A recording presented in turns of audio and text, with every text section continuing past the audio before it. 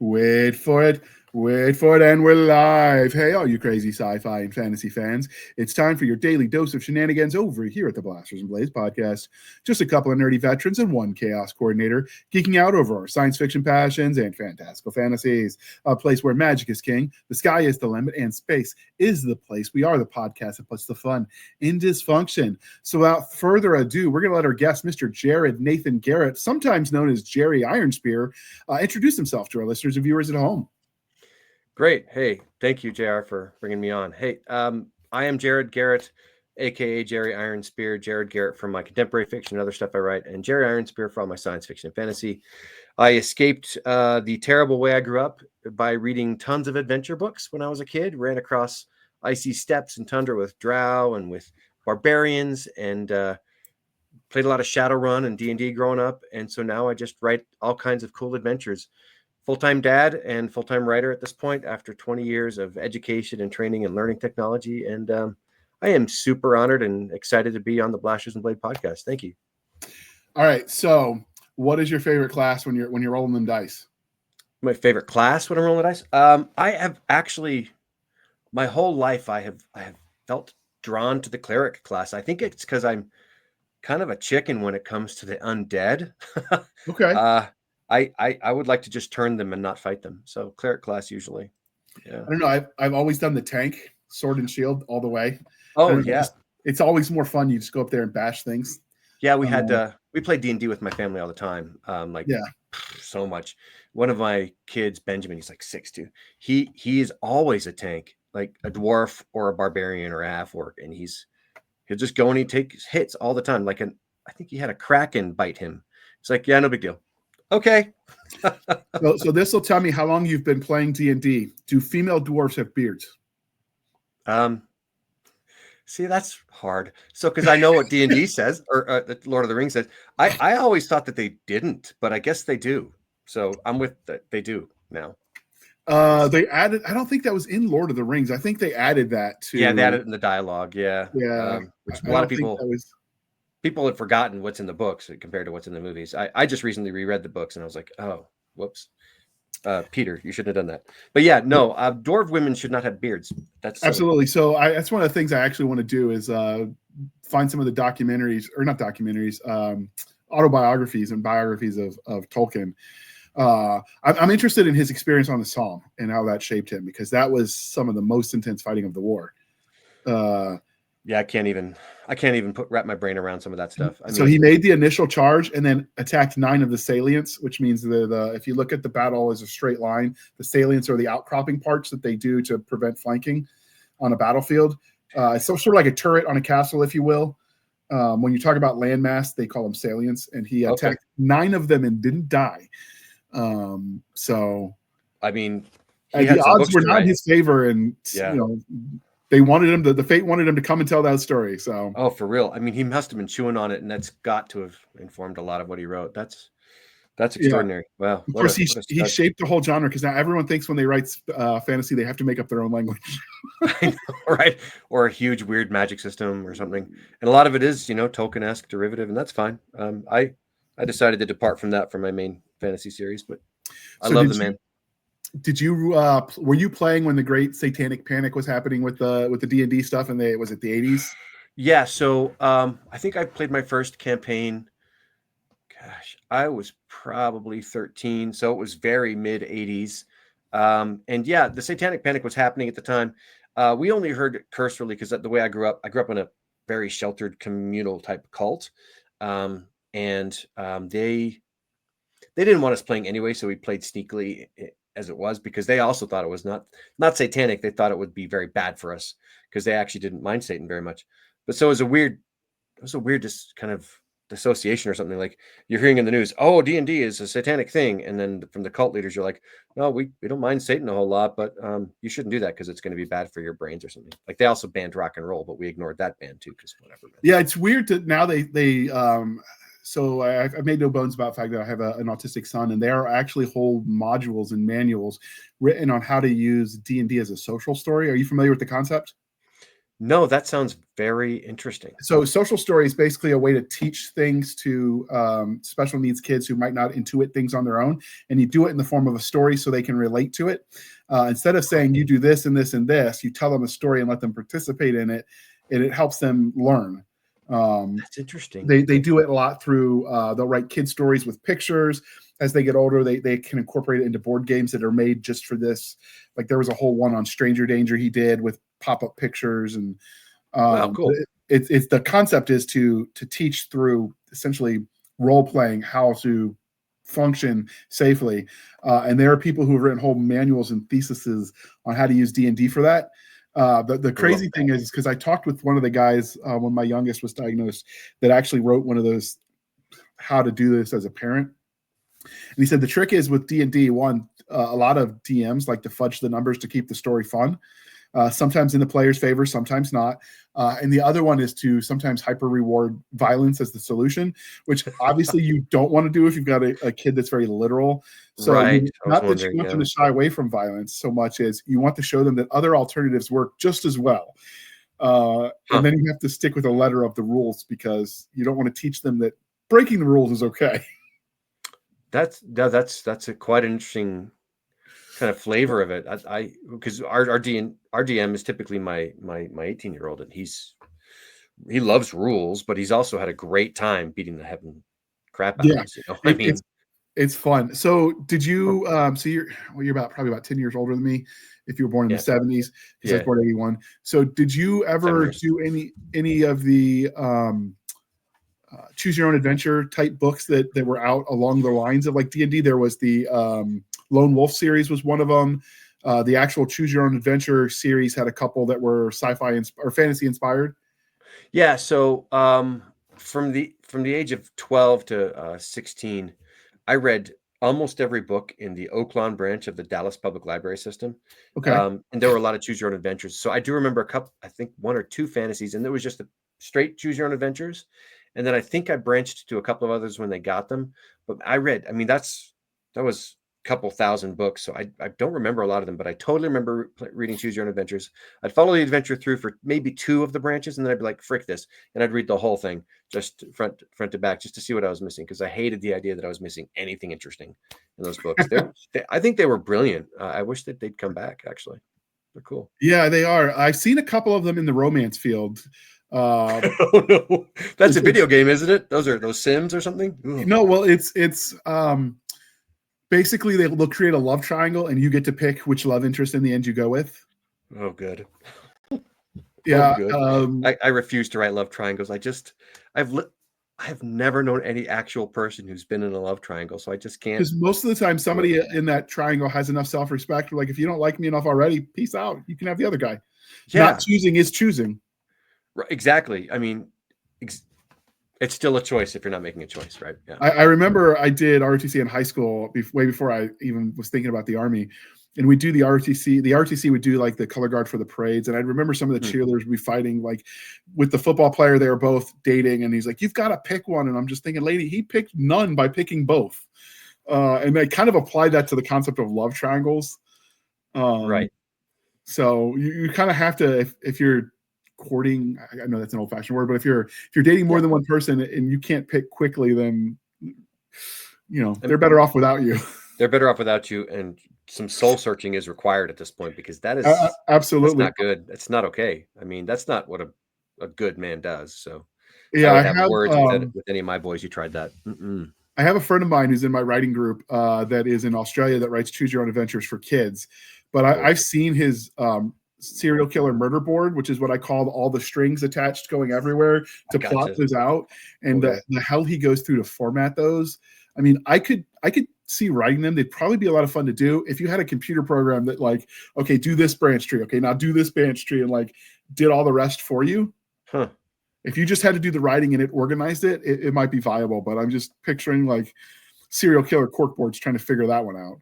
Right. Yeah. You see those memes all the time with the red yarn and stuff. Yeah. I have come close to that with one of the series I'm working on now. I'm like, I have all these sticky notes and I've got them organized by manila folder that I can open up and stuff.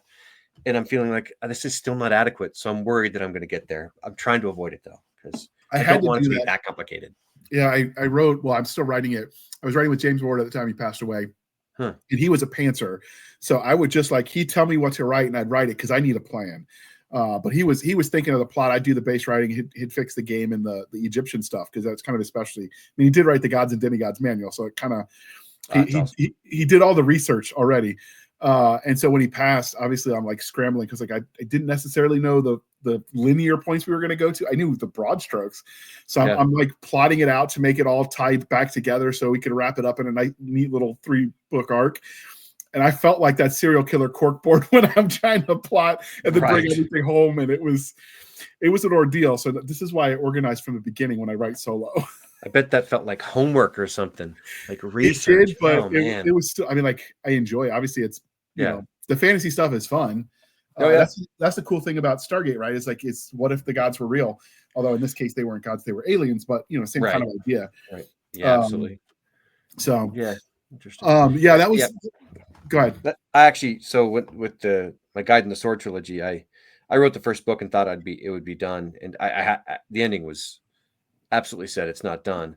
But so then I had to read it through several times and take quite a few notes in order to write the whole series because I knew where the series was actually supposed to go by the time I was done plotting the second book. So I had to go way back and do a lot of checking and editing and stuff. It was that was a challenge, man.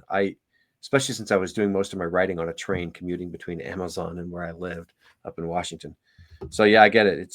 But I mean, it's good research. It's good. It's fun. But I'm really glad happy with the product. But boy, it's a lot of work. It's slow going when you're doing it that way because I got to keep stopping to research. The trick for me is I was a historian by training, so research was fun. So I got to like constantly like, no, don't go down that rabbit hole, JR. Don't go down that rabbit hole. You don't need that information. Just close that door. So that's the hard part is the self-restraint. I guess so. I'm a teacher. Yeah, I'm a teacher by training and by trade by really most of what I've done. So for me, what did you teach? I've taught a lot of stuff. So I've taught English as a second language. I did that abroad in Taiwan and in Japan, and I did English Lit and Comp at a at-risk high school in Anchorage. My wife's from Anchorage. And then I also adjuncted at BYU and UVU. These are two universities in the valley I live in here in Utah, teaching English as a second language in one case for 5 years in their intensive program. And then I also taught, I've taught in high school since then as well. And then I went into corporate training, did a lot of learning technology and learning kind of artifacts is what we call them, like instructional design is what I did. But the idea is that you keep it simple, smarty pants. You know all the stuff, but you can't tell them everything all at once or you're going to overwhelm them. So keep it simple, smarty pants, tell us where to start and we go from there. And that's how it's always been for me in the classroom or in online learning stuff. So I've always been in a hurry and not wanted to just get bogged down in advanced details. So I think that's interesting. Yeah, that's one of the things that we have, anybody that grew up pre-Kindle, digital readers everywhere, we'd go into a library and eventually you'd hit every book in the genre you liked. Yeah. So you stopped reading or you branched out. And so I think, people our age and older are a lot more widely read because now that you can narrow it down so niche, there are people that will never leave their small little corner of literature. And because the online stuff, they can find content. I mean, it's true. There's so much out there, like millions. And between the stuff that's on sale at like Barnes and Noble, Amazon, and the like, there's also the free stuff from the amateurs at Wattpad and Royal Road. Right. There's some of the fanfic stuff. Was it Archive of Their Own, something like that. So there's plenty of sites for content. Like you'll die before you read all of it. Absolutely. And so I think that's something people are missing, that experience of just a little bit of everything. Yeah, and I've heard people worry about whether or not libraries are going to survive this digital revolution. I think they are. Especially you can check out ebooks from libraries. Oh, you can, and you can do audiobook too. Yeah, audiobooks from there. Our libraries, there's always people there. There's always adults, kids, families. So I'm not sure. I think there may be naysayers. I think there's still plenty of using of those libraries. But I think you're right, though, that some people kind of get in their fossilized rut, and maybe they don't really see what else is out there. It's too bad. I mean, I did finish all the fantasy in my library, so I branched out into romance and read romance, and some of it I should not have read, especially as a kid. But it was helpful to me because I write romance subplots in everything I write, so it was kind of good. Still have to ask my friend how to write a kissing scene, but anyway. I read romance because in late middle school, early high school, because I thought it would help me understand women. Plot twist, it does not. Crazy. Yeah, that's why I read it back in the day. So yeah, that's all yeah. right. I also, as an English major in college, is one of my many majors. Oh, yeah. You do a lot of reading across the board because you kind of have to sample a little bit of everything. Yeah. And I realized I'm that guy at the mystery that reads the back first because not knowing and dragging it out bugged the heck out of me. I don't normally read mysteries either, but I'd cheat and I'd read the back. I am so appalled. I'm disconnecting. No, I'm just kidding. Wow, that's awesome. I mean, I would do that in Encyclopedia Brown if I couldn't solve it, but otherwise, no, man, that's funny. Huh. But I mean, we are each to your own. Yeah, no, I tend to stick with the action thrillers for a reason. Although I don't do that with something like a Tom Clancy or a Clive Cussler for whatever reason, because they're action stories and you're just, oh, by the way, there's a mystery. And the action just keeps you dragging along that you don't feel the need to cheat, right? Oh, yeah, Cussler, man. He is a stronger influence on me than I realize sometimes. Like his over-the-top heroes, his breakneck pace, his really cool imagination, the way he details what he wants to detail and just glosses over what he wants to gloss over. I've been thinking about it. I think he may be one of my biggest influences, actually, just in the way he structures books. I love that dude. Him and Tom Clancy are up there for me. Clive Cussler does his own self-insert in every book he writes. Where he'll be a bus driver in a random one-line scene, or the guy who's parking cars at the main event, where there's the fancy tie party or whatever. Like, if I ever get big enough to not feel like an imposter, I might do that, but probably not. Heck yeah, dude. I mean, one day maybe we'll have the Clive Cussler cinematic universe, and his son Dirk will show up in the movies or something. I don't know. I have a whole contemporary fiction series in my regular name. I am in it, not as the main character, but I'm in it, and then my family's in it, and then I'm in it again. So I mean, why not? We can do whatever we want. It's our book. I like Clive Cussler's use of history. It speaks to the historian in me. So throwing in all these rare things. Dan Brown did it a little bit, but he butchered the history. At least Clive Cussler stuck to the facts. He took creative license, but he didn't whole cloth make up the history. No. So anyway. Another really good one is, I think, Matthew Riley. I haven't read him for a minute, but he wrote some good stuff too. Good breakneck pace. I structure almost everything I write by Brad Thor, I think, was another one who writes some really good. Nice. I'm pretty sure that's him. He's the one who writes a lot of military spy thriller type stuff. Oh, Brad, did you say Brad Thor? I think so. I think that's I've heard that name. I think I've never read anything. I can't remember. One of them was they were tracing through the Alps where Hannibal went to fight Carthage, Hannibal went to fight the Romans at Cannae. And I'm probably butchering that Latin name, so don't at me, people. In this one, supposedly he was using germ warfare, and they were crossing poisons with rabies, and that's how he created the idea of vampires, was because people were infected with rabies, and something else was a concept, and it escapes because that's awesome. Some of the elephants didn't make it over the Alps, so we know they're buried there somewhere in the snow. So in the event of global melt off of the ice, we will find some of his legion there. That's true. Oh man, and that was the premise. They found some of it and re-released the Pandora's box of diseases we're not ready for. Okay, I just put that on my list. I got to find him. That's cool.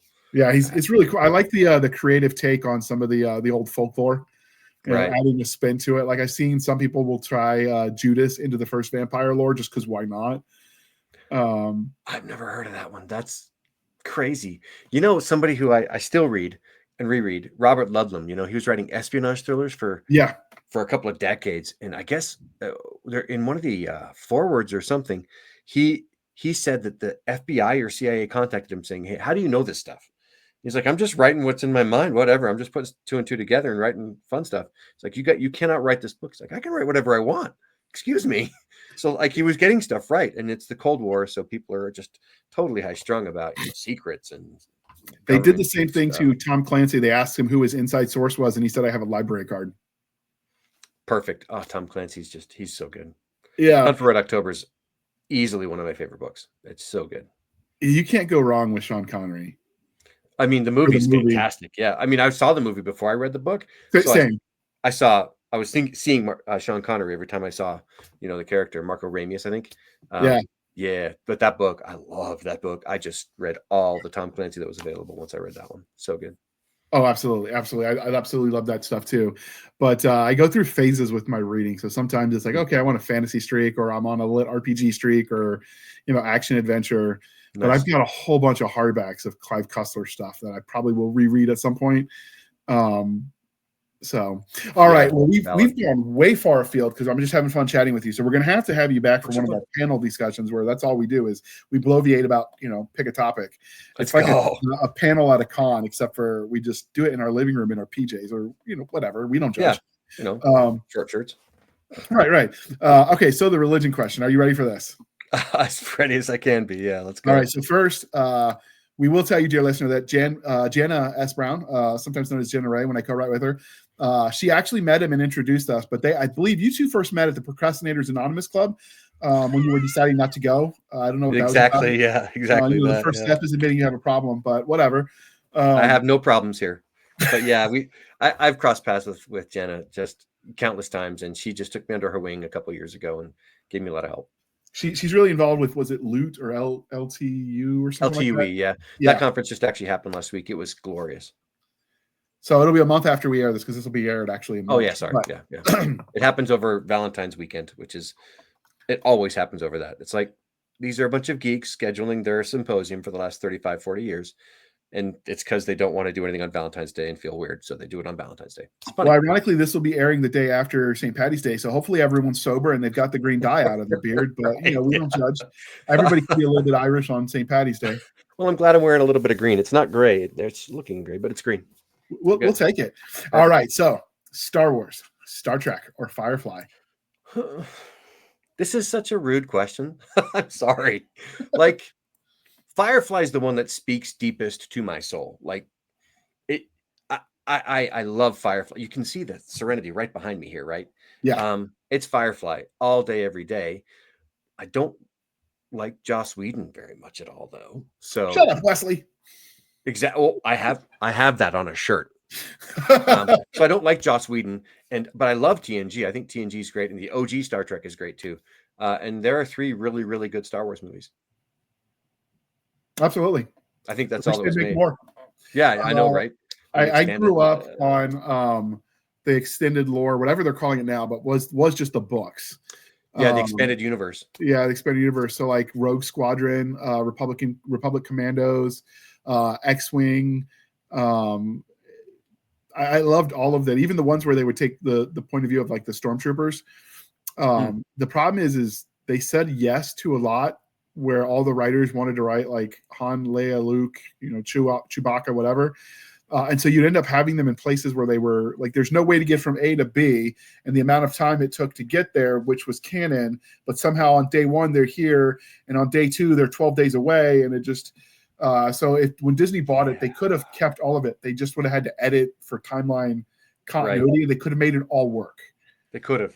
And it wouldn't even taken that much, and the authors probably would have bent over backwards for a chance for a re-release to get their books fresh in the world. Hell yeah!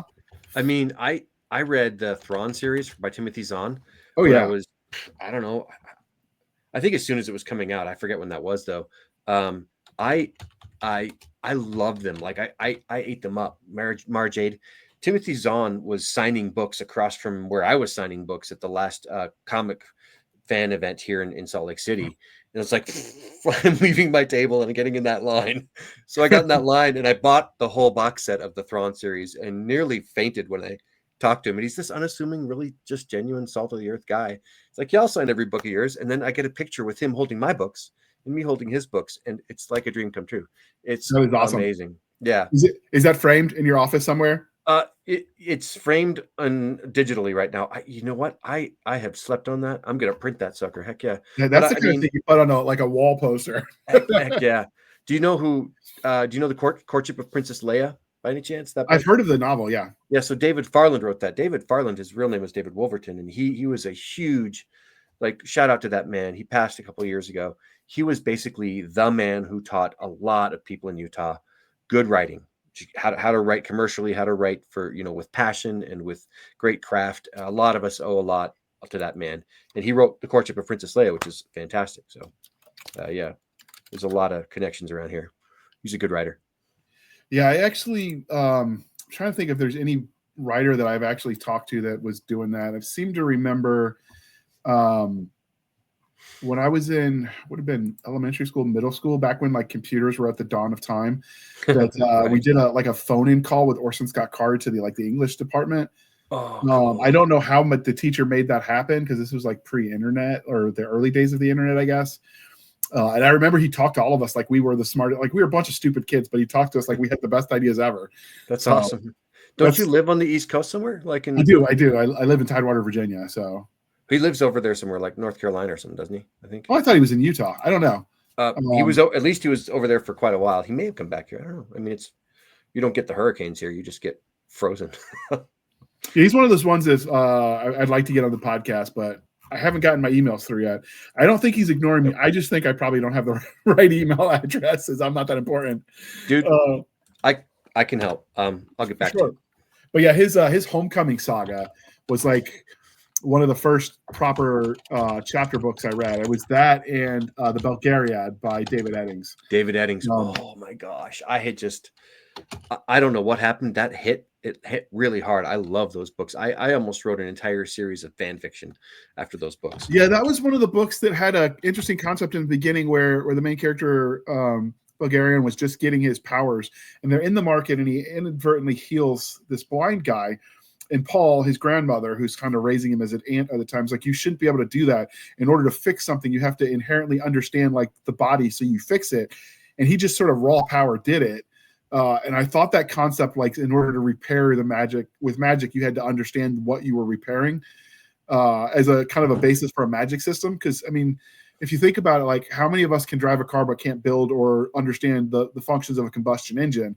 So does that mean you couldn't magic a combustion engine because you don't understand the intricacies of how it works? Like the limitation that's on it is kind of like I'd never seen that before.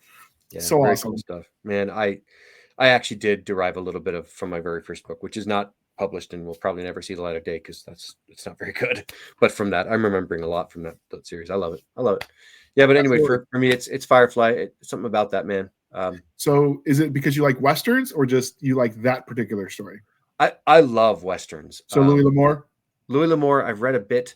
I haven't read a lot of Westerns, but I love Western shows like nonstop. I love Western shows. I will watch them till the sun goes down. But I think there's some anarchy in that, and I've got a bit of anarchy in me. There's the defiance and stick it to the man thing, and I have a lot of that because of my stupid childhood. Plus, the characters are just so well done. There's Marina Baccarin is worth every scene that she's in too. So anyway, great show. Absolutely. I love that show. Okay, and because we are polytheistic here at the Blasters and Blades podcast, Game of Thrones, The Wheel of Time, or The Chronicles of Narnia? Okay. It's The Chronicles of Narnia all day, every day. Absolutely. Although I actually wept like a pretty hardcore 3 years ago when I finally finished the Wheel of Time series. For me, The Chronicles of Narnia is in my DNA. I've probably read it 6 or 7 times. We're actually going to be doing a panel on the franchises that built us. We haven't like shopped the name around, but that was one of the things that's come up was like the properties that like emotionally wrecked you growing up that we now have to pass the trauma on to the kids because that's what you do. So like when Ajax dies in the Neverending Story, or Artax, Artax, fight the darkness. Or the Bridge to Terabithia when she drowns. Old Yeller is another one. Never read it. I refuse. Absolutely not. I had to read it, but it's good. I revisit it periodically. There's just it's good stuff that they don't quite understand because back in the day we didn't assume kids were stupid even though they were watching cartoons. So some of the plots were kind of deep. Yeah. It wasn't the bubble gum we give kids these days. Gosh, it's so sad. I mean, and for a while I worked as a literacy and composition specialist for English learners. And yes, the dumbing down is not what we're looking for. We want to give people accessible things that challenge. But Bridge to Terabithia, dude, that's the first book that made me cry. And I never tell the kids what's going to happen in that book. When I made sure every kid read it, and I was like, yeah, it's a good book. You'll like it. And I said nothing else. And my wife's like, what are you doing? I'm like, I'm not saying anything else.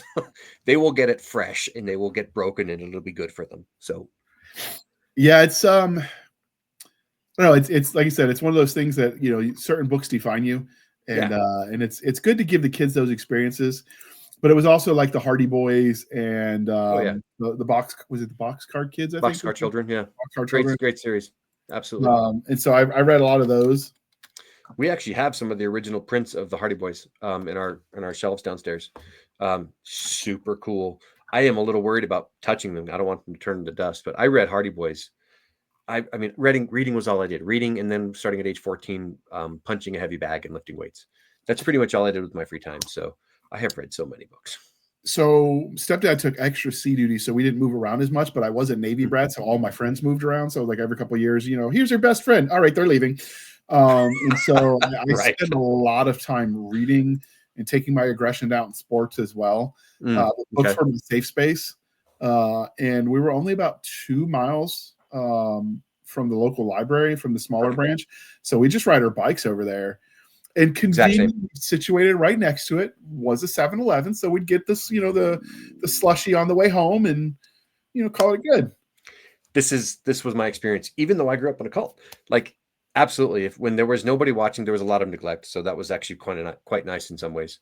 Turns out it's not good for a kid, but yeah, 2.5 miles to the library. Absolutely, get some books.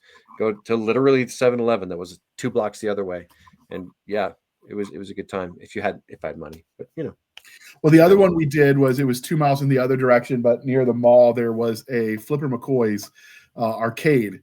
And kids don't know the joy of like being able to play it at home and not have to go burn through quarters to play your favorite video games. Yeah, that was yeah, that was fun though. I played so little on the arcade thing. I think the first time I played an arcade game, I was probably 14 or 15, and I played a little bit here, a little bit there, and then the first time I really played anything in earnest, I was probably 19 or 20. But I just watched my wife play Miss Lady Pac-Man at the bowling alley we were at, and she just destroyed it. I'm like, how did you do that? She's like, I used to play this all the time. It's funny. She's very good. She's very good. We'd also play, we had Pac-Man and Pong were the 2 games at our local Pizza Hut, and we went there a lot because they did the reading challenge and you could get free pizza. That's awesome. Yeah, so if you had so many books, you turn it in, you get as a kid, you get a free personal pan. They need an adult version of that. That'd be amazing. I would be so fat because I would be eating nothing but pizza. Right. I feel like I must be doing that with cake because I am, but I should just stop eating cake probably. So what kind of cake is it? Oh, I love just good chocolate cake or devil's food cake with like the German chocolate stuff. That's my favorite. Oh, I love German chocolate and carrot cake, but my family thinks it's the devil. Not literally, but like they don't eat the. So I never get it because I'm the only one that eats it, and I know I'll eat the whole damn thing. Oh dang, yeah. So, yeah. Mm-hmm. So instead, we do just vanilla or chocolate, but carrot cake and German chocolate cake are where it's at. What about pies? Do you do the pies? Oh yeah, a lot of pie at home. Pie day's a big day in this house. Yeah, and it seems like my kids have decided. We did 15 pies last Thanksgiving, so we have to beat that and do 16 pies this Thanksgiving, and it's insane. What's helpful is that really small or are they full size pies? I have 7 kids. Oh, and they're almost always here for Thanksgiving. Plus, other people we pull off of the street or something because we have 17 pies or something. So yeah, we make a lot of pie. And what's nice is that they'll make pie. My daughter stayed up till 2 or 3 in the morning a couple of years ago making her 5 pies. So you know what? I have no complaints. I get pie for 2 weeks after Thanksgiving. All's good. Nice. We so for me, it's apple pie when done right with the ice cream. Although I'm told a la mode just means on the top because some places they put cheese on top of their apple pie and they supposedly it's good. I've never tried this. It sounds like maybe this is the devil speaking, but I'm not sure. I'll hold my judgment because that just sounds odd. I'm going to judge it. No thanks. And then pecan pie. Oh, I'll do delicious. A lot for pecan. I won't do anything for a Klondike bar, but pecan pie. My daughter makes a good pecan pie. Absolutely. Yeah, but we do. I mean, I make my Dutch apple pies. That's all I make. We make one of the kids makes really good pumpkin pie. We actually make our own pumpkin puree from the pumpkins we grow. So pumpkin, Dutch apple, and then several chocolate, peanut butter, whipped cream, all kinds of things. It's pies nonstop for literally 2 weeks. We don't do as much dessert because my mom's diabetic. So, but we still do. And then of course we used to do fudge, but with my mom's arthritis, she can't do that anymore. So Jana mails us fudge every year. Oh, that's very sweet. Oh my goodness. And she heard my parents stole half of what she sent me last year, so she doubled it this year so I'd get some. Oh my goodness, she's the nicest person ever. She, I make she- really good fudge, but it's really simple. I don't try anything fancy. Yeah, I'm still learning to cook, and with me being colorblind, I have to like measure everything out precisely. Oh no. And, Yeah, for real. the trick is a good meat thermometer because wait till the color is such and such. I'm like, yeah, I got nothing. So I was. It's Right. been a depressing week about that because like I've always heard about these colorblind glasses. So I've been doing my research. I'm like, I could afford them right now. Let's go ahead because I just paid off one of my bills. I'm like, let me look into Nice. this. And I found out it's a scam. No, is it? Yeah, all the All those commercials. nice videos. Yeah, they're all professional actors. They got paid. There's a whole like investigation in them through the Better Business Bureau. It's all fake. It doesn't do anything. I'm like, I thought I was going to see colors. That's actually how I'm they sad on your behalf. Yeah, that's how they found out I was colorblind is because I see the 8 to 12 primary colors, and I don't see any differentiations in shades. They call it a color differentiation disorder. It's a form of red-green colorblindness. Okay. And so when I was in art class in elementary school, we were coloring a picture, where it had the cloud. I had never seen a cloud that wasn't a storm cloud. I still obviously haven't seen them because if it's not distinct, like if it's not the dark, I don't see it. Wow. And so they thought I was depressed because I was coloring all the clouds gray. And I'm looking at them like they're stupid. I'm like, what the hell are you talking about? Like, that's just what clouds look like. And so they sent me, rough, man. that was in 4th grade, and they sent me, 3rd or 4th grade, and they sent me to the doctor, and that's how I found out I was colorblind. Huh. That's hard, man. I'm sorry. I love colors. Colors are great. Well, I mean, I don't know. It's like, how do you deal with that? Well, I don't know. I've never actually seen the colors, so I can't tell you what it's like not to have them. That makes sense. And I love cooking too. So, I mean, I cook every day. I stick to the recipe and I use a meat thermometer. Smart. My sisters do what they call cooking with love or cooking with the heart or whatever you want to call it, where they don't measure anything. There's a little bit of this. I can't do that. Instinctive cooking. That's fun. Even my brother does it. And I'm like, yep, nope, got nothing. That's too bad. Yeah, I've been cooking for 30 plus years. I've been teaching myself the last couple of years just because I had nothing else to do during COVID and I had extra food. I'm like, let's can it. That can't be that hard. And then I went down the rabbit hole of learning to cook healthier. So outstanding. That's a good. It's been fun. I've lost 70 pounds so far. I only got another about 100 left to go. Nice. All right. So one of the crying shames of adulthood is we stop asking each other important questions. So I'm bringing this back thanks to our gracious sponsors. But what is your favorite dinosaur? I actually didn't have to think very hard about this one. It is the Triceratops, and I'm going to tell you some detailed reasons why. So, okay, the Triceratops, it is basically armored, right? And so it's protected. It can protect itself from almost anything, but it's also got some nice offensive weapons. Those horns are pretty great. So I feel like it's like the perfect dinosaur because it can both defend and protect itself when it's young, and it can beat the living crap out of just about anything that comes its way, unless it's like a Diplodocus or something giant, although those don't even come after Triceratops. Anyway, yeah, it's Triceratops. They're both good on defense and offense, and they're also really cool looking. One of the authors I like from your neck of the woods, Joe Vasicek. Oh, he's a cool guy. Yeah, he wrote one. It's like Raptors at Dawn, something to that effect, for a short story. And that was they were riding raptors as their mounts for like dueling. But no, if I'm picking a mount to duel on, I want the Triceratops, like battering ram all the way. I mean, yeah, I love the speed and the intelligence of a raptor. But no, man, the Triceratops can take. It seems like it can take almost anything and be okay. Certainly a lance. Yeah, well, and if you're riding it, like why not, right? Yeah. Oh man, I should write a story about riding Triceratops. That'd be really cool. That'd be one heck of a mount to ride. Yeah, and I'm hearing Jurassic Park with kazoos in my head. That's awesome. Yeah, and then you got that one Malcolm. We thought we spent so long worrying if we could. We forgot to ask whether we should. That's right. Life finds a way. Yeah, that is the one. Like he is. Every movie he's in, he's him, but he does it so well. Well, he used to not. He used to put new characters into stuff, but boy, yeah, it's just Jeff Goldblum now. Yep. Yeah, he's right up there with Captain Kirk. I'm trying to blank on the actor's name. I should know this. Shatner. Shatner, yeah, he does the same thing. Shatner used to act, but now Shatner is just Shatner. He's almost a caricature of himself. A little bit, yeah. But I mean, I saw T.J. Hooker back in the day. I liked that show. He was good. And Yeah. Yeah. All right. And last, but certainly not least, we are no longer knuckle dragging troglodytes here at the Blasters and Blaze podcast. We are now civilized human beings, or at least we try to fake it. So, coffee or tea, and how do you take it? I don't. I stopped drinking tea when I was 18 and a half. I now drink Coke Zero. And funny you should ask, because I actually stopped drinking caffeine and soda for a whole week. It was a good week. And now I'm only having one Coke Zero every like 1 or 2 a week now. So yeah, I don't even try. I try not to drink that stuff anymore. I realized that it was fuzzing my head. But I've heard that people really like coffee and tea. I'm just not one of them anymore.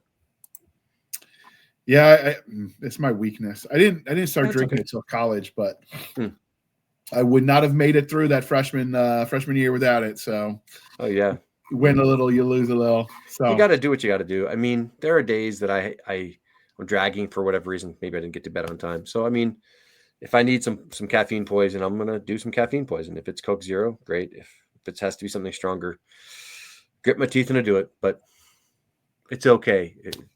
You get one life. You might as well live it to the fullest. Absolutely. And some of my best memories were outside the Green Bean overseas. It's the equivalent of Starbucks, but it's on forward deployed military bases. I don't know if they're an independent company or they're run by AFES, which is what the Army Air Force Exchange Service is.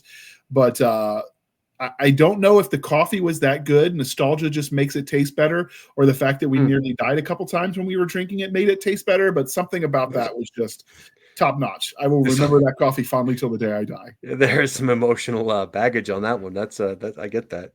Wow. Yeah, that's funny.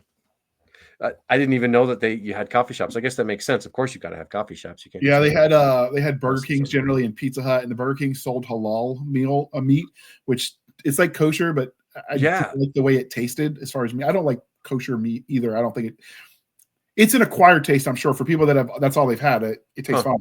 But when you've had it other ways, it tastes off. I couldn't quite put my finger on it. It wasn't bad, but it didn't taste like you're used to. Okay. But yeah, I actually had my first proper Frappuccino over there from the Green Bean, and it was Stuart Smalley bought it for me. Al Franken? Al Franken. Yeah. No kidding. Oh my goodness. He was the infamous USO tour that got him in so much trouble with Leanne Tweeding. That was happened while I was there. And they wouldn't let us in because our uniforms were somewhat soiled from the mission we had just come on, and we got back to the base and they're like, yeah, there's this going on. So we just showed up, and they didn't want to let us in because we didn't have our brand new uniforms on, because we actually had a job to do. Right. And he was out smoking, taking a cigarette break, so he snuck us in the back. Oh. And then when it was over, he took us over because he wanted pizza and coffee, so he paid for all of ours too. Way to go, Al. He just talked to us for like an hour after the show. Cool. And I know a lot of people don't like him because of the Leanne Tweeding thing, or they don't like him because of his politics, and more power to you. But I'll always remember the guy that was nice to me when I needed someone to be nice. So. Yeah, and I think that's I mean, I might not. I don't really know his politics very well, but he always seemed like a pretty funny guy. So I think that's A+. And gosh darn it, people like you, as he used to say. Yeah, he did a funny bit while he was there, because that was right when all the up armored Humvee stuff was in the news, where you're not giving us armor because we were welding on our own metal kind of thing. Oh wow, okay. And he was making jokes about They invited Schwarzenegger and Stallone to this USO tour, and they wouldn't come because it was dangerous. So he strapped on 55-gallon trash can lids to his front and his back, and he says, "I don't know what they're talking about. The Army gave me armor." He's just strutting around wearing trash can lids. Still a comedian. Hilarious. I love it. Yeah, it's the most hilarious thing I've ever seen. Gosh, it's what we all wanted to say, but we couldn't because Stallone, man. I love that guy just for what he did with his art. But Schwarzenegger just is fun movies. But that's too bad that those two guys wouldn't go, man. I tell you, I don't know if that's the reason they didn't go or that was part of the bit. All defense, okay. Like I'm the USO was way above my pay grade when it came to planning. I just showed up and laughed at the appropriate points. But yeah, it's one of those things. So for me, like a Green Bean all the way. Oh, that's good to know. Okay. Yeah, I've learned some stuff today. That's super cool. Yeah, the weird thing was this was right when like some of the smartwatches were just coming onto the forefront. And so you could actually get through Google Earth. You could go see some of the bases in Iraq and Afghanistan and Kuwait. No way. Google Earth. So they had to block it. And then then they were like, well, you can't wear your smartwatches because when you do your route to exercise, that you're basically drawing the perimeter for them. if they Oh track my it. goodness. So it was a weird time. The Army was in flux when it comes to how to deal with modern technology. That's wild. Holy cow. Yeah. Wow. All I right. mean, we have actually as few smart devices in our home as possible. I worked for Amazon for a few years and saw and heard some of the stuff that was going into their Alexa thing. As few smart devices as possible in this home. That's I don't that old cartoon where, like, in the 70s, 80s, and 90s, it was like, don't bring that electronic in here. The CIA will spy on you.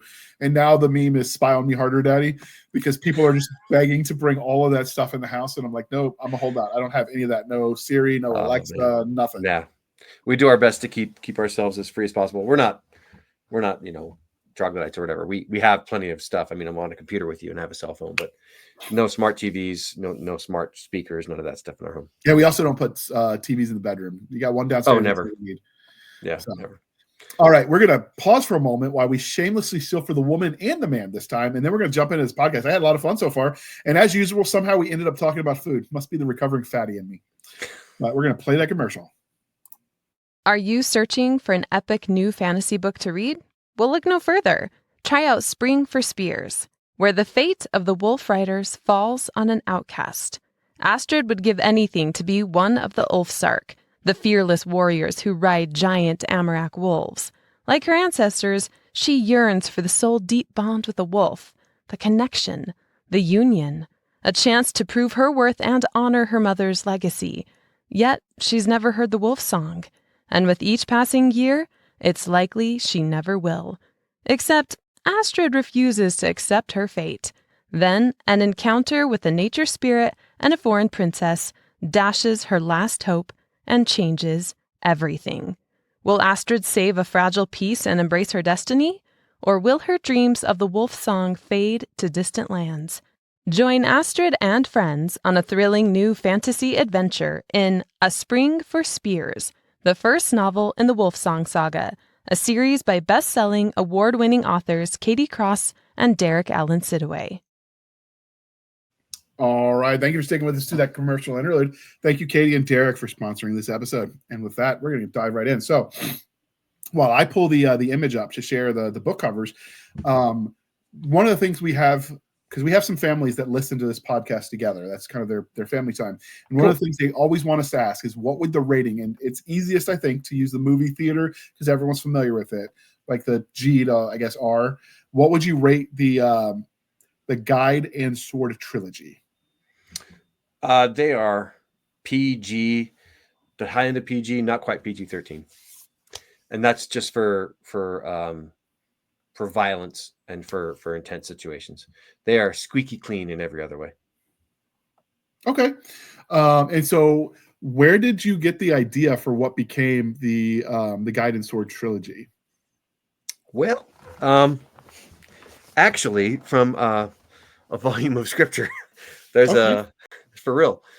There's a part of a well, it's the Book of Mormon that has this guy whose king was knifed by a traitor, and he took off with a bunch of friends, and then he came back and helped an army from the other people, what should have been the enemy people. He helped them get into one of his cities to free that city from the bad guy who basically betrayed the people he's a part of. So I thought, that guy's cool, and that's in the scriptures. So I thought, let me write a story about that guy. So I just opened it by writing an interesting, fast-paced scene of him chasing through the trees, and it just went from there. I mean, it's only inspired by that. Other than that, it's basically just a really interesting ancient American revenge thriller series with some romance thrown in about this kid who's lost his family, and he wants to kill the king who did it. Would you classify this as religious fiction or just inspired by your faith? It was just kind of the spark came from that. The spark of the idea came from that for this character, but it's not at all. It's full true fantasy, with mythological gods and their avatars on Earth, and the evil acolyte who's practicing blood sacrifice on the side, trying to gain power and spread evil across the land, and twists and turns and stuff. And this character on Laconia, that's the main guy. That's the main character, Laconia. It's super fun. I mean, basically, if you don't mind, he wakes up. He's been knocked over the head when raiders show up at his village, He's knocked over the head and left for dead. He wakes up, everybody's dead, including his parents. But he realizes as he's doing what he calls what's called the dance for the dead, which is where he dances for his dead family and friends, and he burns them. He realizes his sister's been abducted, and then as he falls in with some assassins, he learns that it was his king who killed everybody and took his sister, and so he's like, well, I'm gonna go kill my king. But then he finds out these assassins also want to kill the king, and they're like, well, these guys kind of suck actually, so if I let them kill the king, this country is going to be even worse. If I kill the king, they're going to take over. I don't think it's a good idea. She's not sure what to do. But in the journey of trying to figure out what to do, he falls in love. He finds out that his parents were hiding a huge lineage of history and connection to creation and protecting the whole land from a very evil being who wants to just take over and destroy creation. So it's a really fun series. I had such a blast writing this one, and also hit terrible writer's block for a minute, but I got over it.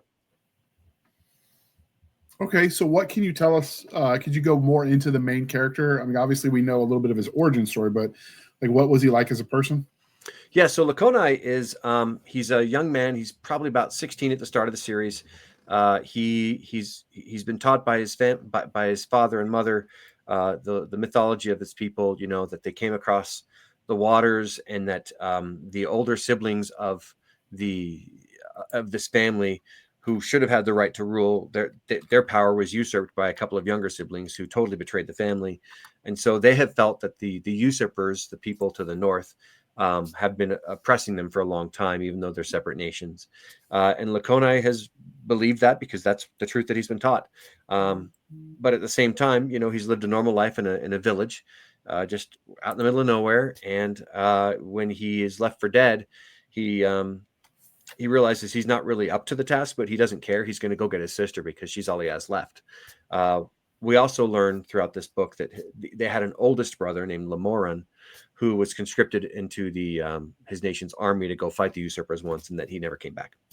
He died in battle. And so he's kind of carrying that weight. But then as this book goes along, Lakonai learns more and more that his father and his mother had a history that was very murky, and that they actually had stolen some relics of great power that could give a person the power and right to rule the entire land. And they were hiding one, they'd hidden one, and they were hiding another one before they were killed. And the reason the king wanted to kill them and take the sister is because he found one of them, and he wants to get the other object of great power. So the Guide and the Sword actually refers to those objects of great power that give the person who holds them the right to rule. So when he falls in with these assassins, they're big, wild, red painted assassins, and they live in this massive cavern, and he learns great fighting skills from them, great really cool blade martial arts from them, and is initiated into their whole clan. But he realizes that they are doing some bad things. There's some human sacrifice that happens off screen, because again, PG. So he escapes from them, and he's like, I got to go get my sister. So he finally makes it to his sister after nearly dying in the wilderness and being nursed back to life by the most beautiful woman who's ever lived, who he falls in love with. And he's just a young man who's gaining skills as he goes, and who won't be stopped, even though people keep trying to stop him and keep almost killing him, and things try to stop him all the time. He gets the crap beaten out of him, but he doesn't give up, because he believes that he has loyalty to his family above all. And then that leads him to having to stop the worst evil that could ever stop. And he does. I mean, he ultimately does build a good family, and the ending scenes are very emotional. I think I love the ending scenes of Red Prince. They were in my head for, I think, 4 years before I could get them down. So I was excited to get that all down. It's actually also the first trilogy and a multi-trilogy series that I'm working on. That's the only trilogy out so far, but I've got another trilogy well underway that should be out in a couple of years. That will continue the story in a different time frame later in the evolution of time. So it's cool. You mentioned that this is based on history from the Book of Mormon for you. Just a little bit, yeah. Is it set on Earth then, or is this that just inspired it, and then this is like a second kind of Earth? Oh, it's absolutely firmly planted in ancient Mesoamerican history. So we're talking Inca, Aztec, Mayan mashed up. So there's mythology that looks a lot like Aztec and Incan mythologies, mixed in with some a little bit more modern indigenous peoples' mythologies and lores, and even a little bit of Christian historical apocalyptic revelation and creationism kind of stuff thrown in. So it's all kind of a mishmash, but it's very familiar looking in the world and the way they talk and the way in how they live. So firmly on this planet, just my own mix of lores and stuff like that. So this would quasi-historical fiction then? A quasi-historical. It looks very historical, and there's a lot of stuff that's actually accurate in that, if you look at the way some of those indigenous peoples and some of those big nations, the Incan nation was amazing. The Aztec nation was incredible. The way they built cities. So we see those kinds of cities in this book. There's this really cool one city that's built in an overhang cliff face. It's massive in this alcove under a cliff face, and you see things like that in the archaeology of as you look through Central America. So very, very strongly based on kind of what you would see if you were to dabble a little bit in looking at those history and that history and those images. And I mean, he's got a macuajito. That's what that sword he's carrying is. That's a Native American weapon as well. Oh, okay, I thought it was a club at first, but yeah, when you zoom in, you can see it. It almost nice looks like blades. Yeah, with the Aztec, it's probably had jade in it, right? It's either jade or obsidian, most likely obsidian. So, is this? When I looked it up online to get to prep for the show, it said it was fantasy, instead of historical fiction. So, is there like magic? Is there things that add layers to the history as you wrote it? Then, yes, absolutely. So, the fantastical elements are more quiet in the first book in Laconia, in that it's clearly not just Incan or just Aztec or Mayan. It's a mishmash kind of all of them, that whatever felt right for the story. And there's some reference to potential otherworldly powers or gifts, but we don't really see much of that in the first book. And then it starts to come out in the second book, Usurper, in which we start to see that it's possible that there's a god being that may be moving and shaking, and that the big bad guys, the assassins, they go by the Living Dead in this series. They have some power that they should not have, especially it's kind of a blood sacrifice power. And then this woman here at the front, her name is Alrona. She starts to gain access to some visions and stuff. And then in Red Prince, we see more that there's certainly some otherworldly strength being given to this guy, this Red Prince here, making him stronger than he should be. And more relentless than he should be, and certainly more evil than any person should ever be. so but there's also an avatar for a dark god. In a way, he is. Yes, in a way, he's kind of the living representative of the big bad guy, Sintawangsla. That's a funky name. I know. I like. So I speak a few languages in my first degrees in linguistics, so I had a lot of fun doing language stuff in this book. But yeah, the Red Prince, otherwise known as Gadnar, he has powers bestowed upon him by the big baddie, the serpent god that wants to take over. And the very ending scene takes place in an absolutely in a scene that's taken right out of both Genesis and Revelations and some indigenous mythology too. It's super fun. So, because you've sort of anchored it somewhat to history, if it came down to just so readers know, kind of temper their expectations, if it came down to the rule of cool in the plot versus the true history, would you say you leaned into the fun aspect and didn't let the history get in the way as much, or did you try to stick closer to it like a Harry Turtledove might have? Nah, 100% the rule of cool, 100% what would be the raddest thing here. So there's a creature that shows up and it's like, where did that come from? And that happens a couple of times because it's freaking awesome. And there's some interesting, I don't know, mythology things out there that could indicate that this could be real, or it's at least in people's lore. So yeah, absolutely rule of cool, absolutely something fun, with some grounding in images and settings that that at least seem familiar to people. So with the lore that people don't realize, there actually are beliefs in like giants in some of the ancient American, Native American, well, specifically North American.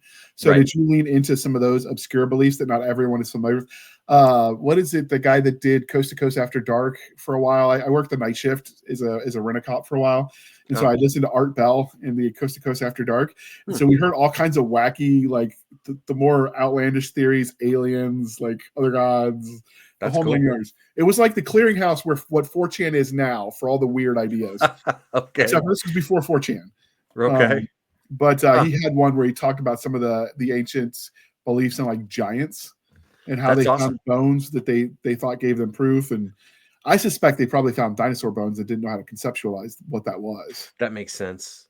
Yeah, there's absolutely from lore like that. So like the lake monsters that you would hear about, or chupacabras, or La Llorona, the woman who would wail and entice people to their death, and what else? Wendigos and things like that. Those kinds of creatures, those kinds of mythological lore creatures show up a little bit in this book, and then or in this series, and then they'll come out more and more as they go.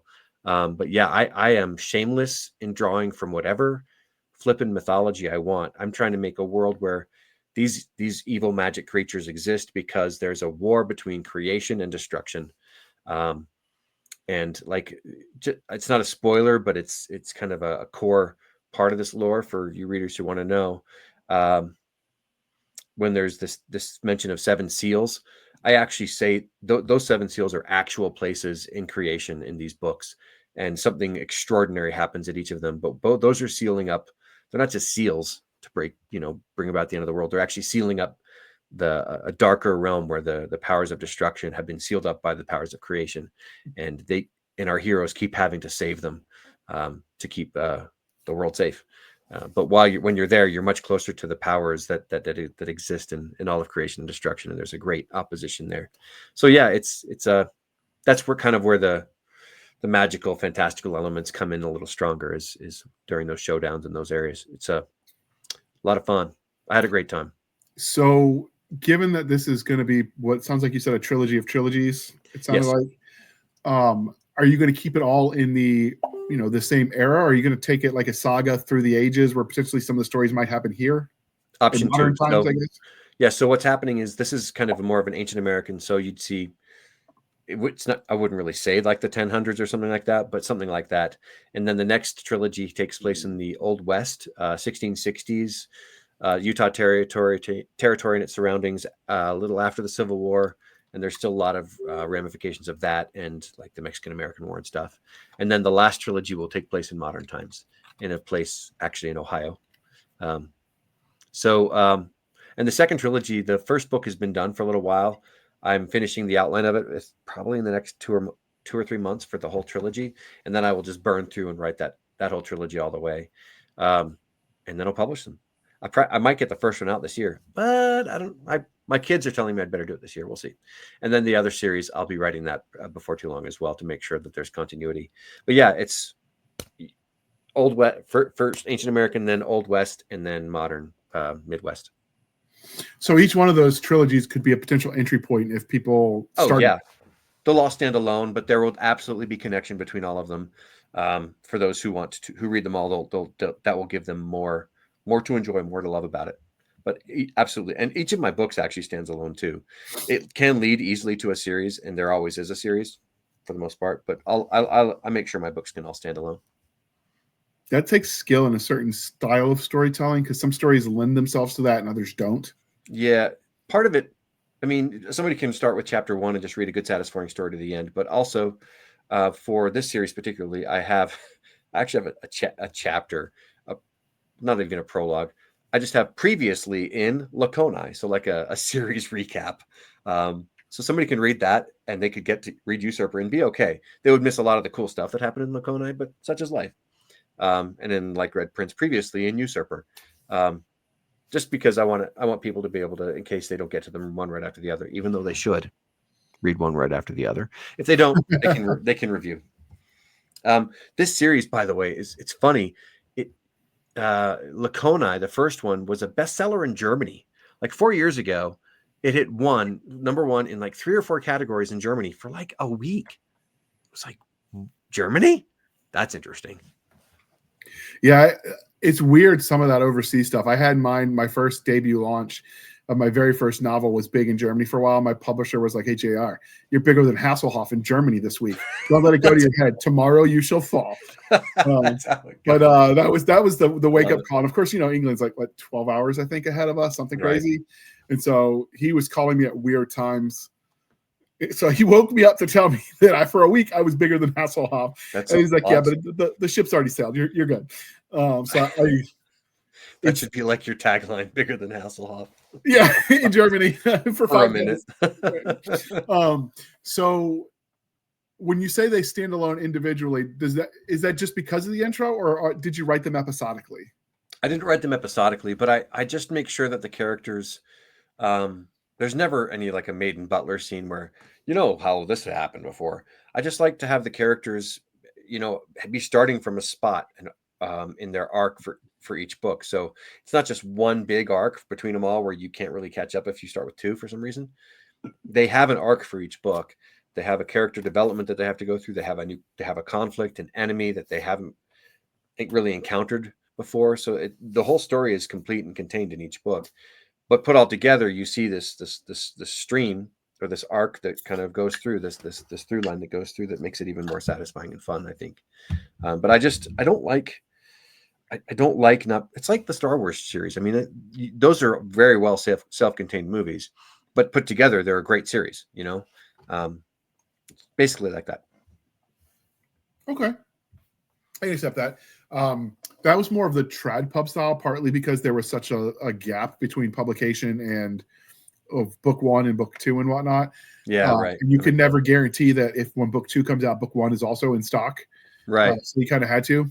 That makes sense. I think because I came up writing in the indie side of things, like we just assumed if you're reading book 5, it's because you've read 1 through 4 already. Absolutely safe. Yeah. And I may not, I mean, I still will write my characters where they need something different, or they need to move in a different way, or get better at something in some way, or have new objectives for each book. But it may be a little lighter in these next series. We'll see. I'm not a pantser, but because I have to have outlines for the actual series, but I'm a pantser when it comes to characters. I want my characters to be able to, I want to feel free to write my characters wherever they feel like they need to go. And then I go back and fix things as I need to. So, yeah, I'm curious to see where it goes. I'm excited about it. The trick is, I think, having just enough details that the outline makes sense, but you leave yourself some flexibility in the movement, or in the moment. Yeah. And what the character choices might be, because I've had things be surprising to me. Like I actually, in an early draft of Laconi, he's basically dead at the end of it. I mean, we don't know. And I kind of saw him as dead at the end of the first book, but then I was like, no, there's so much more here that I want to write. So I made it so that he could be alive. But yeah, it's okay. I've had a situation with my science fiction series that I wrote my main character, Nick, into this corner where there's like, oh, wait, oh, shoot. I can't see how he doesn't die here. This may be the end of the book, or I've got to go way back and figure something out, because I can't see how he doesn't die. He's cornered. He's done. All these bad guys are around him, and there's no way he doesn't have a weapon or anything. So anyway, it's fun I think it's a really good writing experience to put yourself in a bind where you have to really try hard and really imagine hard and think through what characters are doing and what's important to them. That'll help you get out of it. It's fun. Good exercises. Yeah, and you got to think outside of the box. It's fun to do. Like I wrote a mill sci-fi scene where it was a training ground, so they were electrical sims, so they would just buzz the armor. Okay. To say, hey, we do we call them paint simunition rounds, where it's basically paintballs, but the bullets will go through your regular rifle. And it's that's cool. You can train, like obviously don't shoot someone in the face, that'll still hurt. Maybe poke an eye out. Red Ryder taught us that. But I took that concept with made it electrical, so it would be register on the armor, because everyone's in body armor, and I'm like, well, if they're not armored, electricity and water don't mix. So I had him like shoot the water pipe for the emergency fire suppression system, and then once the water hit the ground in his puddle, he shot the ground instead, so he electrocuted all of them. And with 2 rounds, he like took out a whole squad. Because I just like, that sounded cool at the moment. So I'm definitely tracking, like sometimes just getting creative instead of run and gun, or I guess in your hack and slash. Yeah, for this series, there's a lot of obsidian dagger fighting, but yeah, there's definitely this one in the sci-fi specifically. He's cornered, but I realized, oh wait, 4 or 5 scenes ago, he blew the heck out of this thing that didn't quite get destroyed. Let's have it blow up completely and draw the attention for a split second so that he can make a move and have a chance of getting out. And he does. Spoiler: he gets out of the situation, but he gets this close to dead. That's what editing's for, is to make it look like you knew what you were doing the whole time. Oh man, I love editing. Oh my gosh. It's like, I used to hate it. I was in too much of a hurry, but now it's like magic. Yeah. So now that the series is done and we've talked about Laconia, are there any secondary characters in the trilogy that you especially like? Because I imagine there's quite a few, but like, do you have any favorites? Yeah, I have 2 favorite. So readers have a favorite, and it is the dog boys that Laconia falls in with. But I actually really love. There's a grizzled old war veteran who had amnesia, who's come around to understanding who he is by the end of the book, the whole series. He is an unstoppable, basically walking mass of willpower and scar tissue, and he's also got a soft spot for this other side character, Hilana. And they do not want to admit it, but they like each other. They're on the same wavelength. And by the end of the series, they have gained actually a power that I won't spoil, but it's super cool. I love the way their journey is. I love the way their relationship with each other and with themselves is. And I love it so much that I've written down a couple of notes about some short stories that I'm going to write about them. Just those two off on their own, because Laconia finds peace, and that's all he ever wanted. But these two are not into peace; they're into taking out bad guys and monsters. So I like them enough that short stories are forthcoming about these guys. Now, given the era where you're writing this, what are you doing for like ranged weapons? Because that's obviously part of modern warfare. Well, warfare in general, like sling, arrow, whatever. Are you letting them use the ATL, which is ATL? Is how you spell it to your listener if you want to look it up, which basically allows you to turn a spear and throw it like a javelin with extra force? Because so there's that. I call it a javelin launcher essentially in this, and that's actually period correct. It's accurate for the time. And they use spears, but there's also bows. Bows have been around. Good, stout short bows have been around for quite a long time, really all over the world, because there's such a good, easy technology to figure out. So yeah, there's all those things for ranged weapons. But also, so is black powder. It's been used for a very long time in all kinds of uses. So they end up encountering some black powder, and it becomes a real problem for them too. But that's not much of a ranged weapon. That's just explosions, because I really like them. Mostly when it was originally used, it was almost more ceremonial. Oh, really? Cool. Yeah, they throw a little bit in like the fire to, Oh, that's right. Yeah. shock and awe, because I mean, it's not like they had a screen, and sometimes you just wanted to add a little bit of visual for the effect. And I just imagine sitting around a campfire that if your shaman's telling you he's got magic powers, and you throw some dust and you watch the explosion, it's like, ooh. Yeah, that's cool. I get it. There's some prehistory records. When I was in grad school, there was a Catholic monk who rowed across the ocean to the Americas. And so we transcribed his original. Well, we digitized them, his original records. Cool. I've heard about that guy. Yeah, I've drawn a blank on his name. It's been a hot minute since I was in grad school. But yeah, it was in his writings. You read some of the mysticism and how they sort of proved it, I guess, which we've done in every pagan culture. You want them to follow you as the speaker of the god. You kind of got to give them something to hang their hat on, right? Or I guess their cloak or whatever. Yeah, absolutely. Yeah, that's interesting. So this is a fun question that we always ask. So if your main characters knew who you were, they knew that you were Gerry Ironspear, the god of their world, the creator of their torment, and they met you in the darkened alley, like how you see Loki and you coming out? Laconia, excuse me, not Loki. Laconia is a way better fighter than me, man. I know very little when it comes to battle. Laconai would end me. Absolutely. Probably because he's so fast with his obsidian dagger. I think he'd probably cut my femoral artery and just stroll out as I bleed to death. He doesn't like battle, but he's very good at it.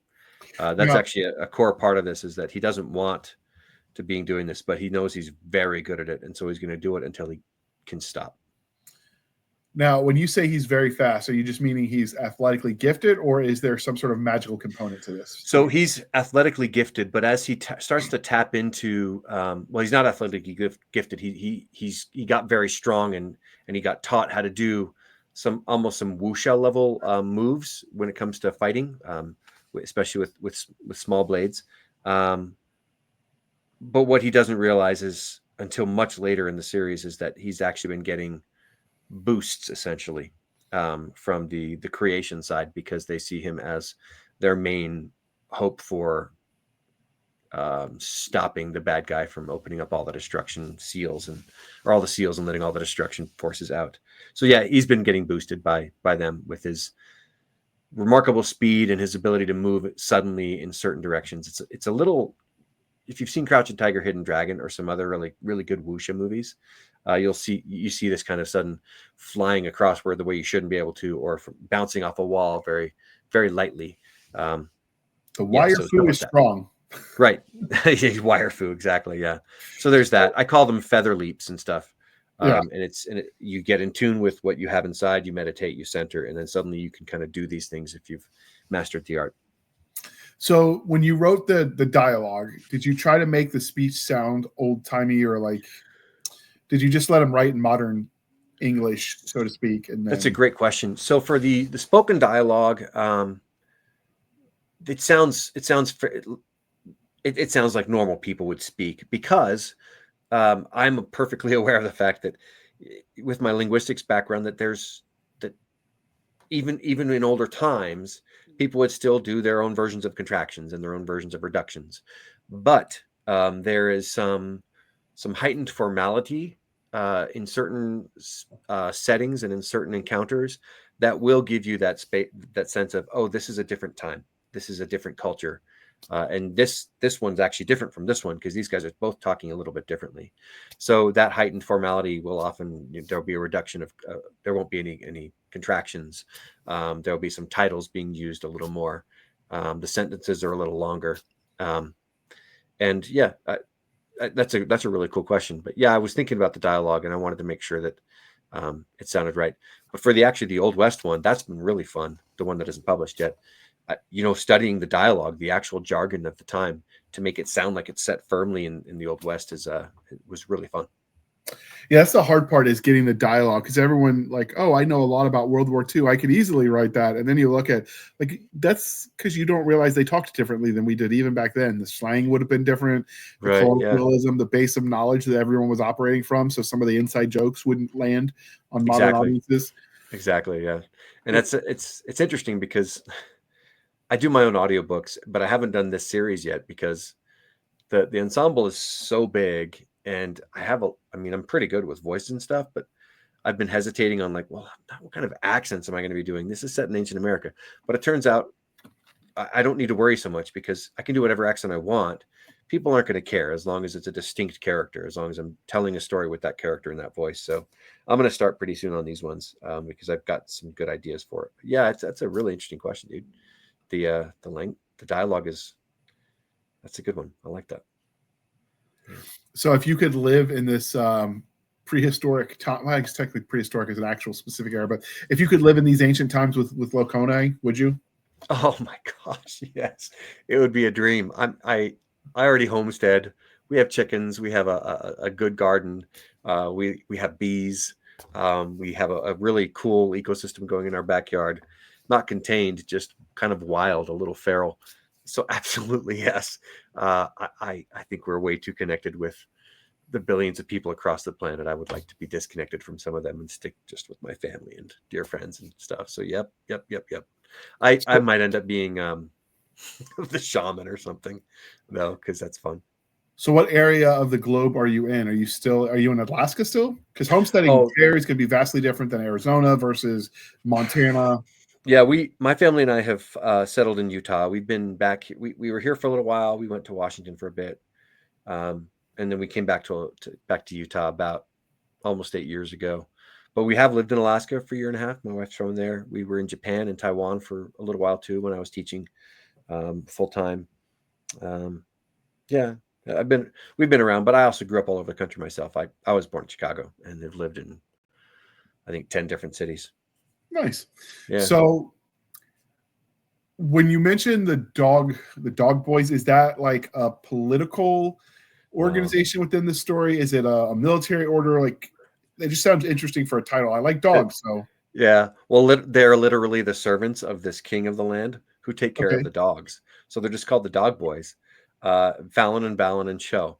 And the Konai rounds it out with as the fourth, basically servants in the dog section of the compound where the king lives. And it was just really interesting and fun to explore their personalities and what the dynamics would be. Who would be the leader? Who would chafe at Lacona showing up and having natural leadership ability. Fallon and Ballon are twins, or brothers rather, not twins. And, the dynamic between brothers is always fun to write. It's just, they turned out to be really fun characters and an enjoyable dynamic. And, they look like throwaway characters, but they are not. They had a powerful destiny to play in the whole realm. What kind of dynamics between brothers do you like? I know, like, for instance, if you've ever read a Terry Mixon space opera, you guarantee there's going to be some Cain and Abel level of crap between the brothers, and they always trying to kill each other. And it makes me wonder, like, maybe he's got a brother that just we don't know about anymore because he's buried in the backyard or something. Maybe. But like, do you go to that level of extremes, or is it just normal sibling banter? So yeah, I have 5 boys and 2 girls, and have seen them grow up, over a long time. My youngest is 14. So yes, there's an affection. There's a base level of affection because of shared experience and just kind of love that's been modeled by each other and maybe parents if they've had them. In this case, that might not be there, but they have affection for each other. But they also know each other so freaking well that they're really irritated easily by the foibles of the one or the other. And so they're like, come on, would you stop being such an idiot or such a jerk? So they can fly off the handle pretty quick if the other one does the thing that always pushes their buttons. So, I mean, I've seen that in my kids who get along really well a lot of the time, but boy, they can really push each other's buttons and go at it sometimes. And sometimes when I'm feeling chill, it's pretty entertaining to watch. And sometimes when I'm not feeling chill, it's like, okay, you guys shut up. We're done. No more. Do not even say a word to each other for 5 minutes until you're chilled. But yeah, writing that dynamic is always kind of fun. That's what boxing gloves in the backyard is for. Go settle it. Exactly. I mean, so when we first moved into this house, totally that though, we had hedges lining all the fence line, all the house around our little deck in the back and the front as well. And I don't like hedges for one. And 2, those are great gardening areas if I can replenish the soil with chicken crap. So like for real, okay, that's enough. One of you get a shovel and get a hedge out back. One of you get a shovel and get a hedge out front. Don't come back in until you've got your hedge out. Go. Awesome. But now all the hedges are gone. My stepdad was worse than that. He would make me dig holes in the backyard as punishment and then fill them in. So I didn't even get the satisfaction of like watching a fence go up. Oh, what a shame. Right? You just dig the hole, fill the hole. Oh, man. The lesson was study hard in school or dig useless holes. Yeah. But since we're homesteading a little bit, I can say, I need you to go muck out the chicken house. And which it's a 15-minute job and it's super gross. But 15 minutes of mucking out a chicken house, you're definitely thinking something different when you come back in the house. So that's great. It's useful. So do you use that knowledge you have with your homesteading experience to write in more believable back to earth sort of creator or situations and characters? Yeah, it's extremely helpful. It's extremely helpful to be just because I know what's possible a little bit more than I think I would have otherwise. I know what you can do to just kind of subsist, just to get some calories in order to not die because you haven't eaten for 2 days or something. And I've tried all kinds of different things to see what burns. So yeah, it's very helpful. The kinds of food, what the way how food interacts in your body, if it has been processed a certain way or not a certain way. So like actually there's a part, um, they eat these berries, and they're they will blow you away. They give you an extraordinary amount of energy, but then you come down from this energy boost, and you are just dragging.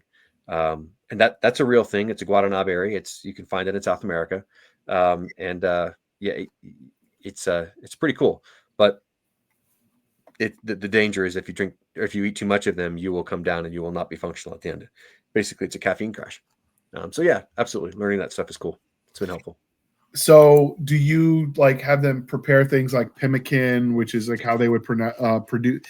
It's an old way of preserving meat to take it on the field, and it's not quite just jerky because they compact it together somehow, so it's really calorically dense.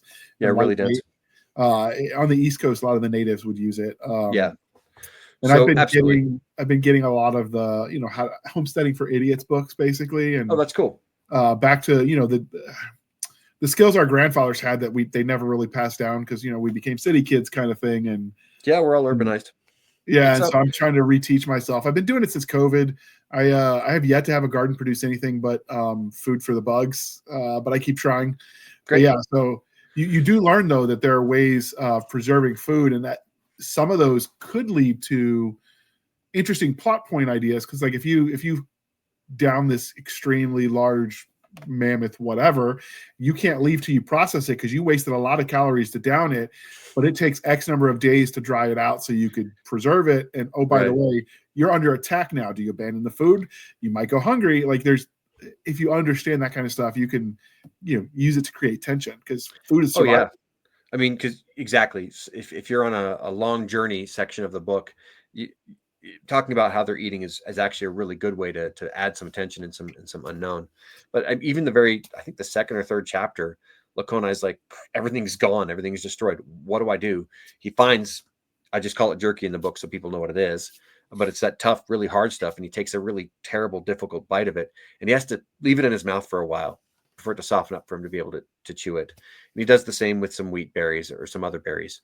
The hard grain stuff. Cup of water and let it soak up some water for a little bit. Right, exactly. In his case, he doesn't even have water, so he just sticks it in his mouth and leaves it in there while he does his work, and ultimately he's able to chew it. So, yeah, anything to get calories. It's pretty cool.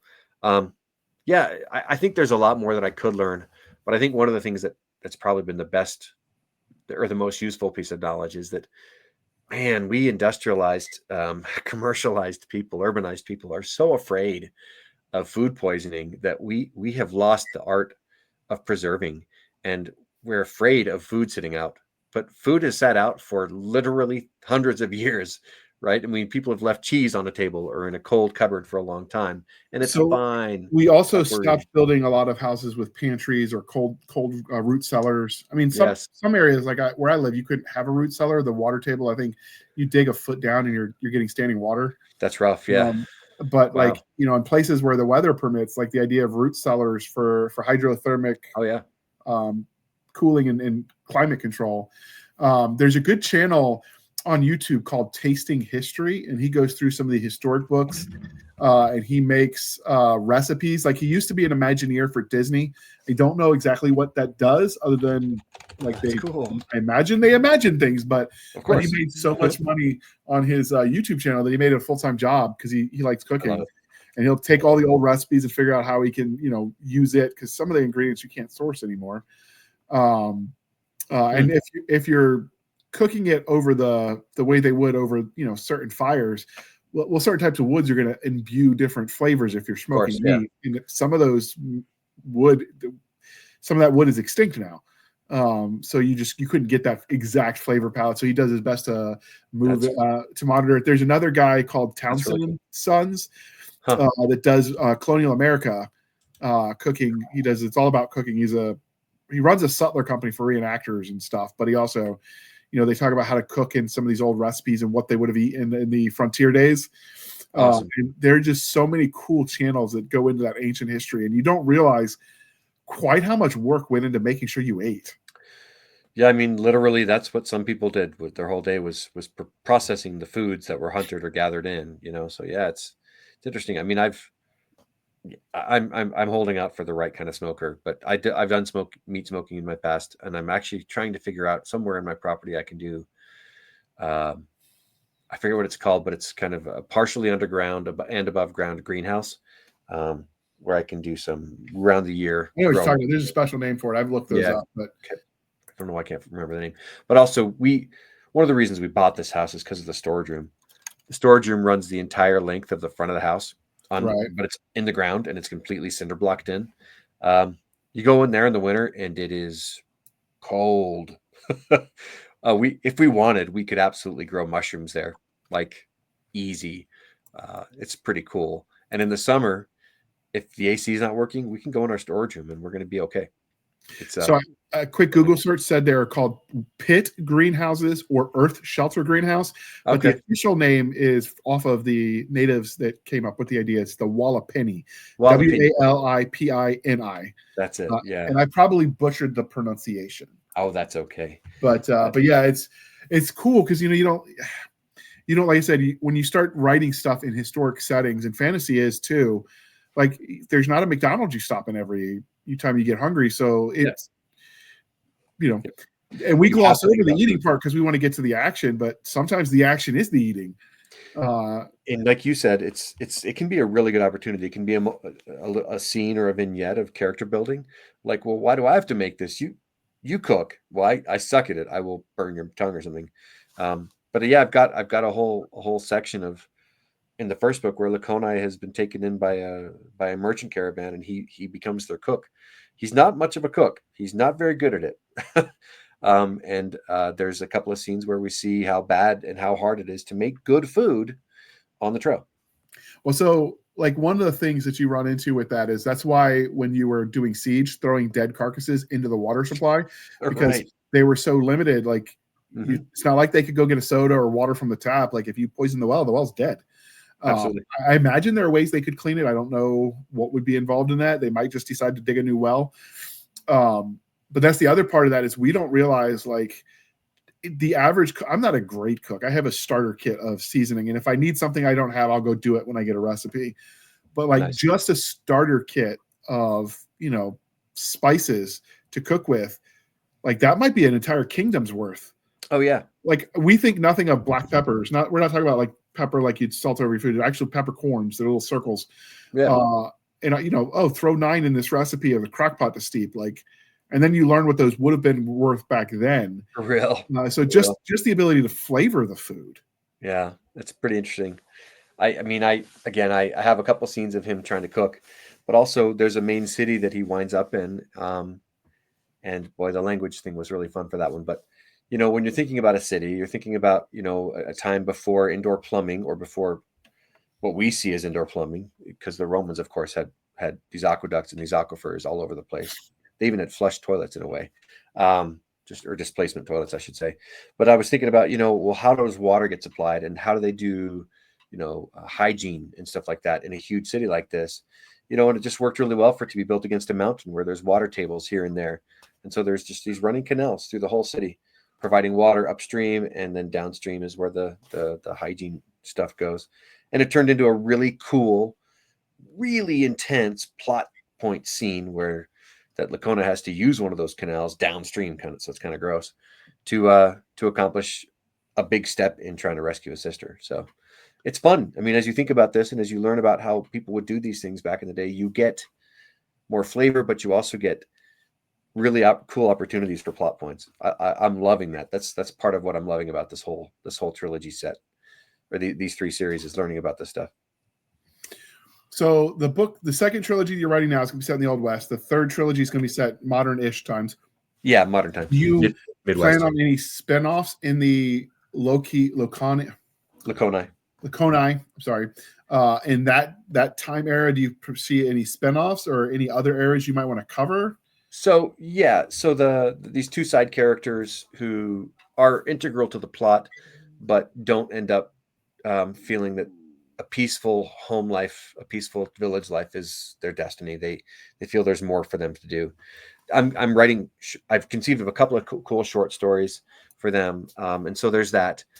Other than that, I don't know that there'd be more novels, but because of the breadth of the mythology and the lore associated with this multi-trilogy series, I've actually got a couple of really interesting ideas that I'm kind of excited about for just standalone books inside of it, using the kind of mythology and lore and rules of how things are going and what's happening in kind of a paranormal old west type or even modern times for books. I've got a really fun one I'm excited about that is right out of old west legend, between some figures that I won't talk about right now because I'm actually going to put it on submission before too long, between some very famous figures in the old west, but I'm going to make them not exactly who we think they are, something different. So yes, I have ideas because it's such a fun world. Okay, so is there anything, as we wrap this up, is there anything that we didn't talk about with the guide and Sword Trilogy that we need to before we wrap it up? Well, I'll just mention that if you liked Apocalypto, that really cool Mel Gibson directed movie. Oh yeah, I love that movie. And there were Last of the Mohicans. BC, something like 10,000 BC was another good one. That's such a fun one.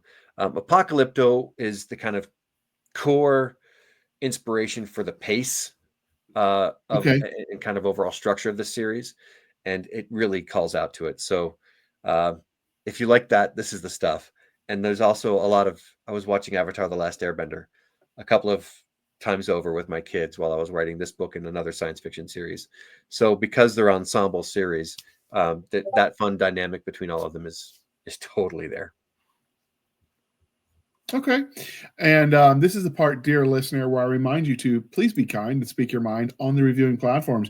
Your reviews help the right readers find the right book. So do your part, people. It really does make a difference. And more than just this book be good, maybe if you throw a little bit of reason why it's good to help sell somebody, like you like the action or, you like the food cast part, whatever it is that speaks to you. If you throw that in there, you help build an audience, and maybe you justify him writing 100 more books like this. And so with that, how can listeners and viewers at home find you on the wild interwebs? And as usual, links will be in the show notes. So I have my real name is Jared Nathan Garrett, and you can just find me on what I call Twix, X/Twitter, easily. I'm there just as Jared Garrett author, but you can also find Gerry Ironspear author there. I just am not on that side very much. You can find jaredgarrett.com, gerryironspear.com as well.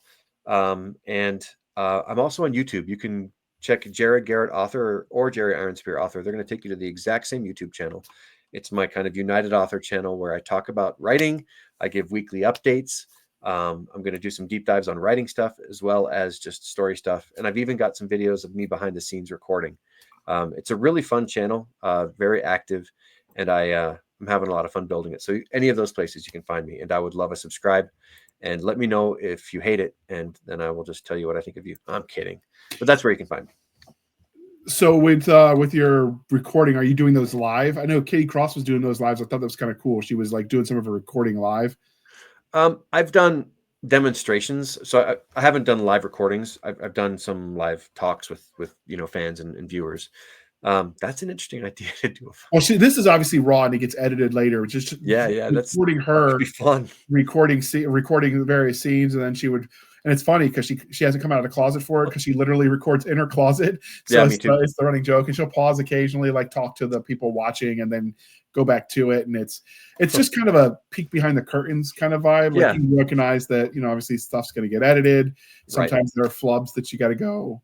Whatever, but it's a neat concept. She does hers on TikTok, and I tend not to go to TikTok too much. I limit my social media because that stuff's intentionally addictive, and if I'm going to get addicted to one more thing, I'd rather it be something productive that I can then sell later.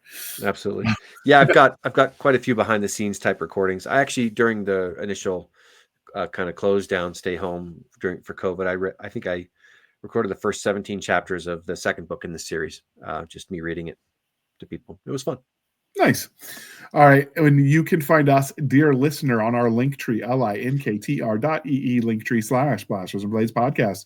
Again, Linktree/Blasters and Blades podcast, where we link to all the things, the BitChutes, the Rumbles, the YouTubes, the TikToks, maybe the Twitter, the Spotify, or Twix, as he said, the Spotify or Blasters and Blades Facebook group and Facebook page.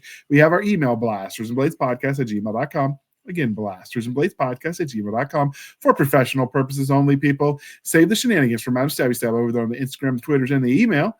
You could support the show for as little as 99 cents a month over there at buymeacoffee.com/author J.R. Handley. Again, buymeacoffee.com/author J.R. Handley. These episodes are not free to produce, and every penny counts, and we greatly appreciate it. Or you could support the show more directly over at Coffee Brand Coffee. Use the code podcast grunts. The link is below. You get 10% off. We get a little bit of a kickback. They've got good coffee, good tea, good hot chocolate. They've got all the goodnesses. They have seasonal treats if you don't care about your blood sugar. You got all the good stuff, people. And you help support us. You support a local American company. It is not a drop shipping operation. They do roast and prep the beans here in the United States. So that's, shopping local is a good thing, people. And with that, I will climb off my soapbox before Nick finds out about what I was doing. And then I will say thank you for spending some of your precious time with us. For my crazy co-host, I am J.R. Handley, and this was the Blasters and Blades podcast. We'll be back next week at the same time, and we'll indulge our love of nerd culture, cheesy jokes, and all things that go boom. All right, thanks for coming on, Jerry. This was a lot of fun. We'll have to have you back. This has been fun. Yeah, it's fun to chat with you, brother. All right, with that, I'm going to hit the end button, people. Wait for it.